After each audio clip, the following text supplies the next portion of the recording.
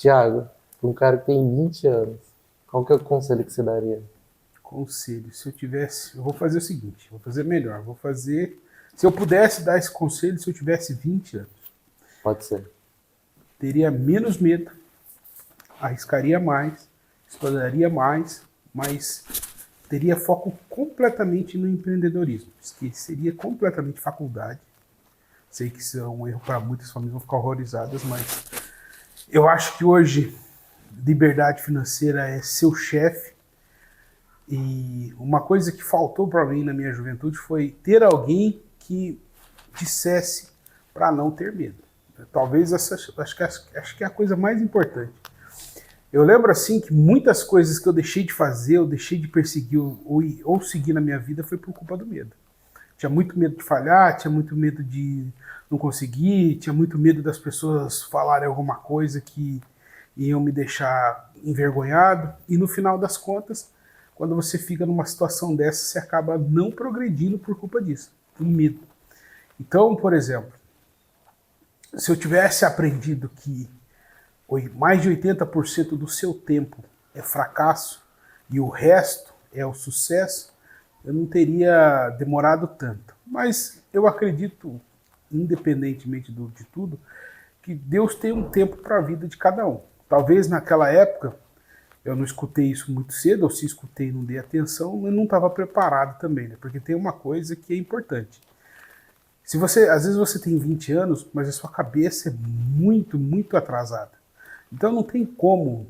Qualquer informação que seja benéfica, ela vai te ajudar. Então, a primeira coisa que a gente tem que pensar é assim, se você tem 20 anos, você está disposto, ou melhor, você tem capacidade de receber aquela informação? Porque tem vários tipos de 20 anos. Tem aquele cara de 20 anos que ele consegue escutar o que um cara de 40 ou 50 anos mais tem para falar. Entendeu? Tem outro cara que não tem, ele vai olhar e falar, esse cara é um otário. E acontece muito. Então, normalmente, quando eu encontro pessoas assim, dessa faixa etária, que elas não estão receptivas para a informação, eu deixo elas seguirem o processo delas. O processo dela não é para agora. Só que se quem estiver escutando isso agora e tiver 20 anos, e o seu processo for de receber informação e transformar isso, pô, segue em frente. Eu tenho uma lei que eu criei para mim mesmo, né, que é a lei do 50-50. Que lei é essa? Eu faço assim, ó, eu divido o mundo inteiro, em 50%. Eu falo assim, ó, 50% do mundo me odeia e 50% do mundo me ama. Então eu vou andar somente com aqueles 50% que me ama. Os outros 50% que me odeiam eu vou escutar para saber se não tem uma informação útil para melhorar a minha vida. Porque às vezes, aquela pessoa que não gosta de você, às vezes ela tem uma informação muito melhor do que aquela pessoa que te ama. Então, por exemplo, pensa comigo. O seu amigo, muitas vezes, não vai falar aquilo que você precisa, mas o inimigo vai falar o que você precisa escutar. Então, por exemplo, às vezes o seu inimigo tem uma palavra, mesmo que de rancor, que seja positiva, né? É saber usar a energia, entendeu? Isso eu aprendi com o passar do tempo. Outra coisa também é que eu acho que o jovem tem que entender que ele não tem tempo infinito, entende? 20 anos, 30, 40, passa rápido, cara. Pô, eu lembro quando eu era molecote, eu falei, nossa, não vejo a hora de fazer 18.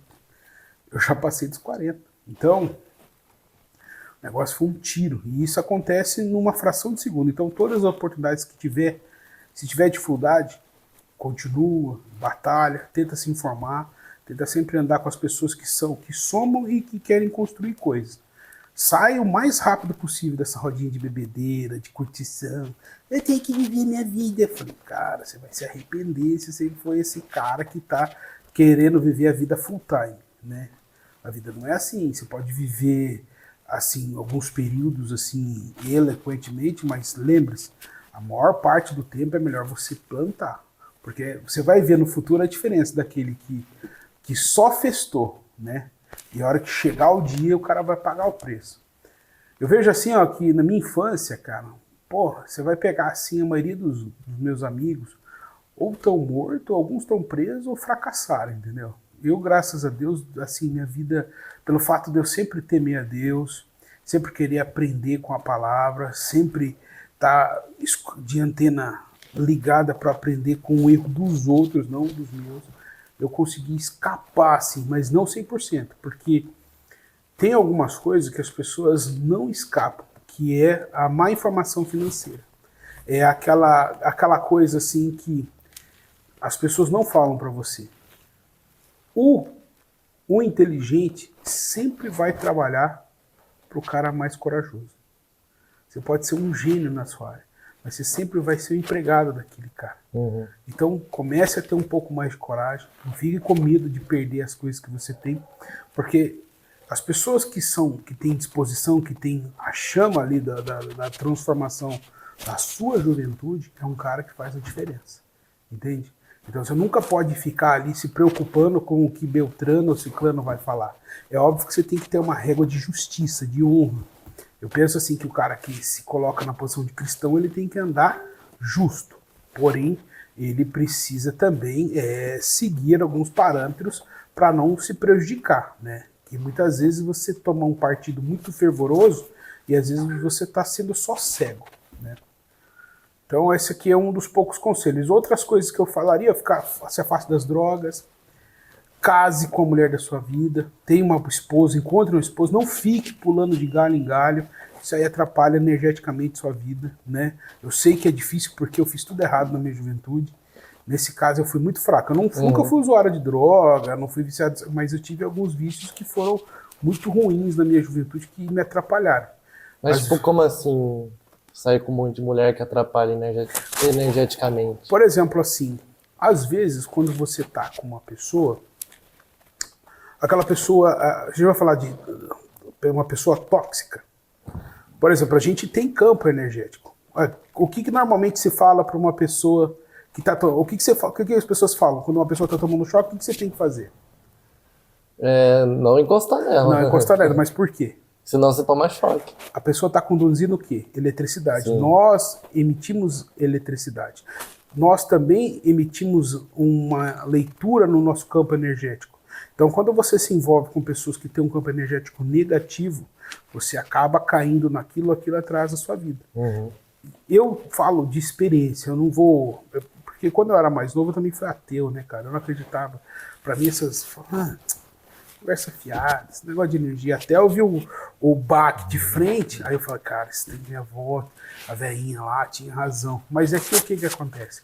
Hoje, o que as pessoas estão descobrindo através da ciência, os antigos falavam.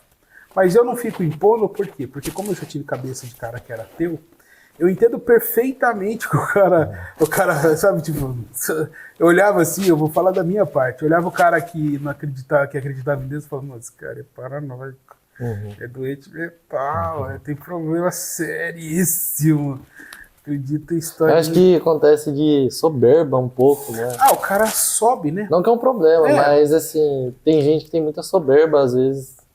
Eu tive uma situação na minha vida que eu fiquei ateu por culpa de uma teoria de Miller. Depois eu comecei a pensar sobre a teoria. Aí eu comecei a mudar sobre ela. Porque assim, ó, na teoria de Miller, ele fez como. Vou falar a grosso modo. Ele fez uma estufa. E lá dentro dessa estufa, ele foi colocando o quê? Aminoácidos. Mas só, seu microfone tá aí, certo? É pra ver que tá escondido. Deixa ele pra fora. Ou põe na jaqueta, só pra garantir. Bom. Continua aí. Teoria de Miller. Teoria de Miller. Então, por exemplo, ele criou uma estufa onde ele colocava aminoácidos e tudo aquilo que era essencial para a vida. E conforme o tempo, como ele era um ateu também, ele falou, tá vendo? É assim que se cria a vida. Só que aí, eu falei, putz, é verdade, cara, os caras descobriram isso aí, não sei o quê. E aí, eu, na época, dentro do busão, comecei a olhar para um motor de uma moto. E aí eu olhei pro motor da moto e falei, caramba, né? Que parada sinistra, olha só, isso aqui chega pra cá, isso aqui joga, quando acelera a combustão, então fui pensando todo o processo da moto. E aí eu peguei e falei assim, cara, mas aí me veio um surto assim, todo mecanismo complexo precisa de um criador. Aí eu voltei pra teoria de Miller e me coloquei de fora. O que se percebe? Imagine que há a estufa e os aminoácidos, correto? Mas quem coloca aquilo? É uma pessoa. Então, para aquele ambiente, há um criador, que era Miller. Então, para o homem, tecnicamente, é isso que me ocorreu. Eu falei, pô, isso aqui não é uma prova sobre o ateísmo, mas é uma prova da criação. Porque precisou de um ser manipular, um ser mais consciente, manipulasse a realidade. Entende?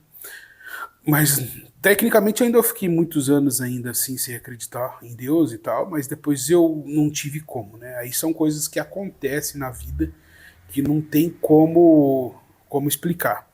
Eu não forço muito, porque eu tenho alguns amigos que são ateus, então eu não gosto de brigar, nem discutir com eles essas coisas, porque eu falo assim, infelizmente, esse raciocínio simplório e lógico, eu já fui assim.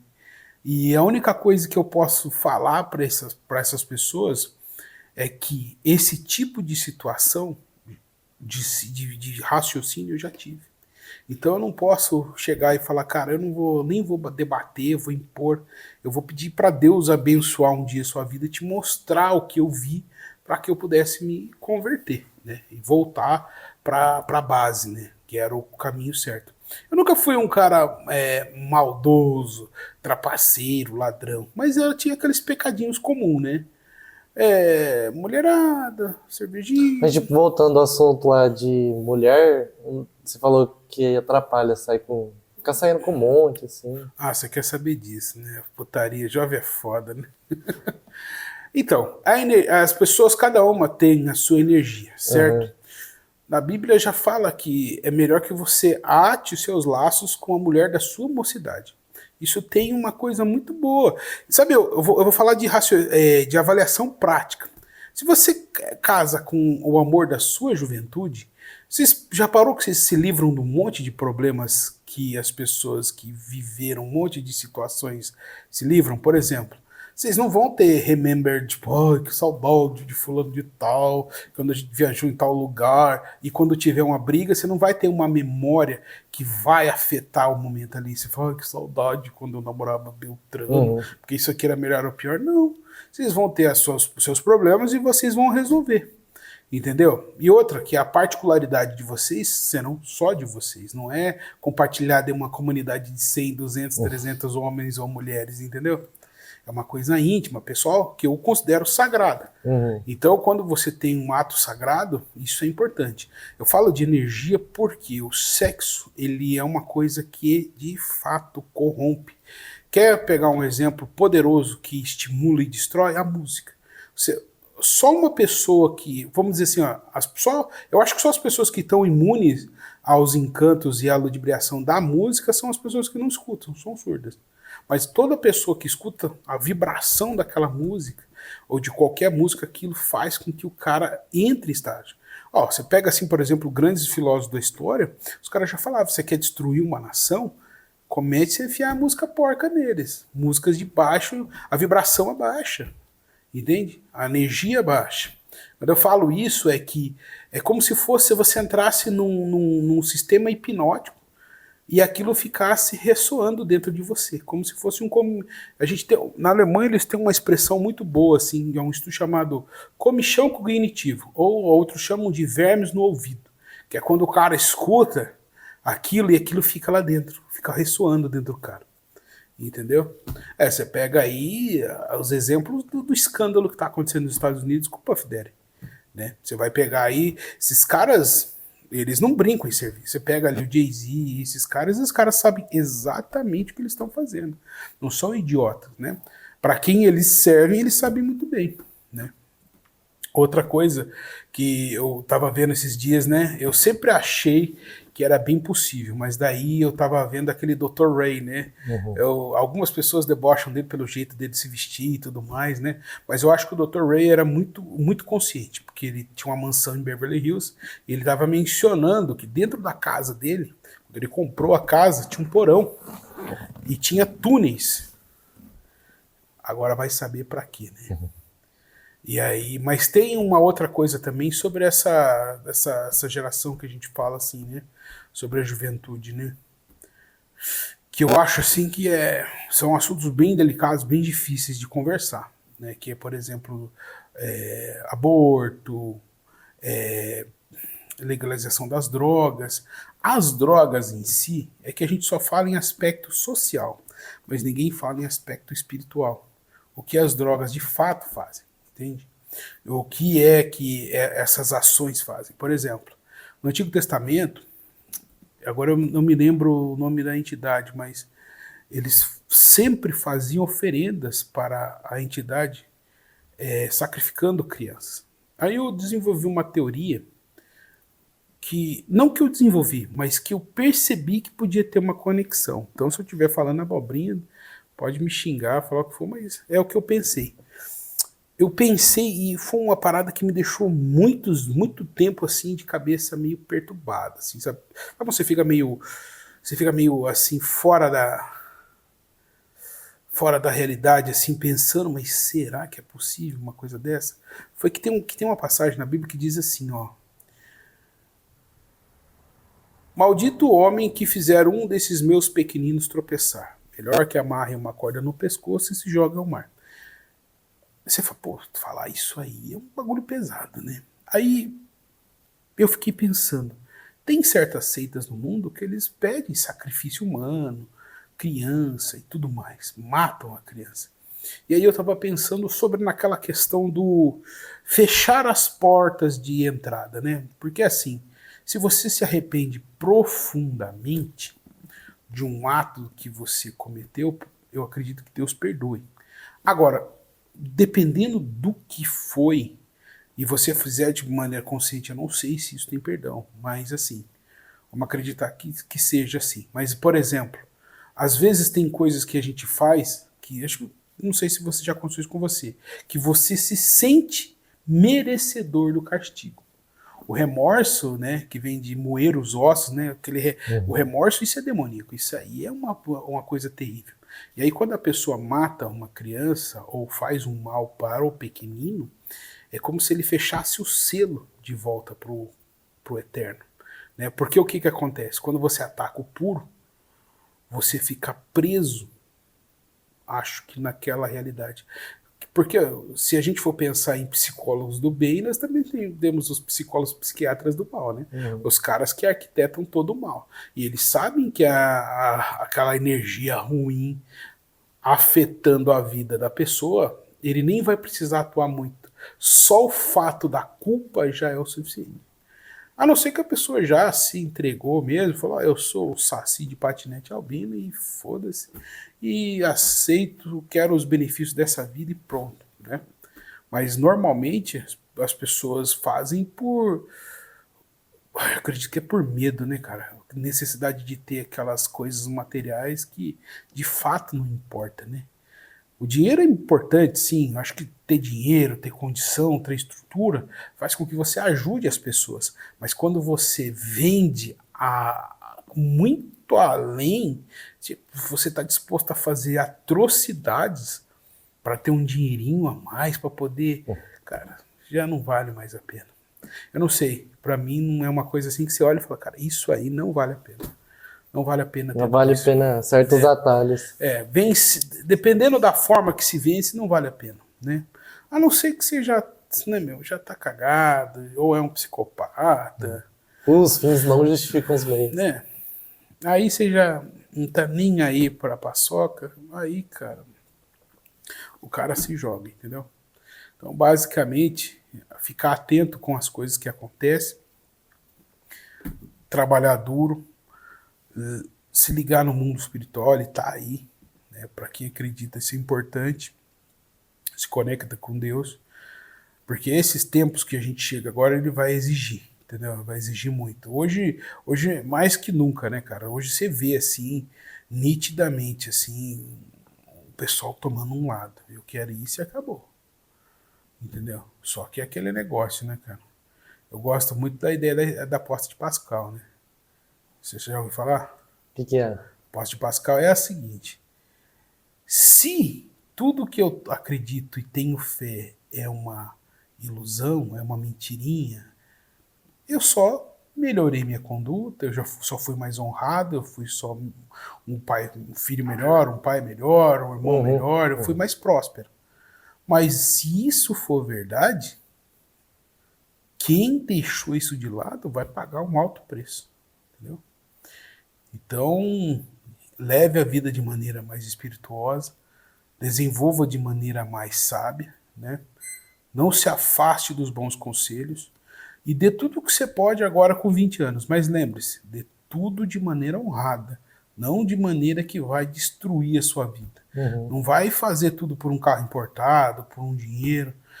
Por exemplo, a gente pega assim, voltando no caso do... Mas hoje em dia tem muito problema, tipo, a aposta, a gente jogando tigrinho, Não, mas isso aí dando é golpe distração, na né? internet É distração, também. né? Tem muito... Essa é distração. Se você quiser ficar rico na internet é fácil, é só dar golpe. Quer saber como você escapa disso? Provérbios. Vai estudar provérbios, o cara sai dali. É que eu falo pra você assim, o tempo tá mais curto, a gente não tem tempo para Deus. Ó, pra você ver, se você for pensar bem, nós temos 7 dias na semana, segunda, terça, quarta, Sim, quinta, 7 dias. 7 dias na semana, certo? 24 horas no dia. 7 dias na semana. Quantos desses dias é reservado para o encontro com Deus e quantos são para as coisas da pessoal? Você pode ver que você vive a maior parte do tempo só em matéria, só em necessidades pessoais. Minha casa, meu carro, minhas finanças, não sei o quê. Mas qual é o tempo que você tem para Deus? Você sabia que quando a pessoa está em estado de oração, o cérebro dela modifica completamente. O fato só de você sentar e fazer uma oração para o Pai Nosso, ou se conectar com Deus, a vibração cerebral é outra, completamente diferente. Né? Eu fui, nesses tempos atrás, eu fui numa palestra chamada Coração Magnético. Eu achei assim a palestra fantástica. Eu acho que assim que essa palestra merecia um livro, né? Mas não sou eu palestrante, também não vou dar detalhes. Se um dia tiver aqui a oportunidade de colocar um link para o pessoal vou trazer ele aqui. eu vou trazer ele aqui para a gente conversar. O cara é absurdamente bom no que ele fala, assim, e isso ajuda muito. Porque assim, eu já desconfiava, né, sobre um coração magnético, que é aquela coisa de você chegar num ambiente e, dependendo do jeito que você chegar, você transmite, né, por exemplo. Aí as questões do cérebro, do neocórtex e do sistema límbico, essa coisa assim de um ser mais sentimental e outro mais racional, é legal de se avaliar, né? Porque daí você vai vendo todos os detalhes que são envolvidos ali. Mas essa parte eu vou deixar para o especialista lá, que é um cara fenomenal ali, né? O Dr. Adriano Brandão, assim, que eu acho que quem puder conhecer ou ir na palestra dele vai gostar muito. Bom, resumindo então, galera, conselho para um jovem de 20 anos é: trabalhe muito, não se desconecte da espiritualidade, dê o seu máximo e seja honrado.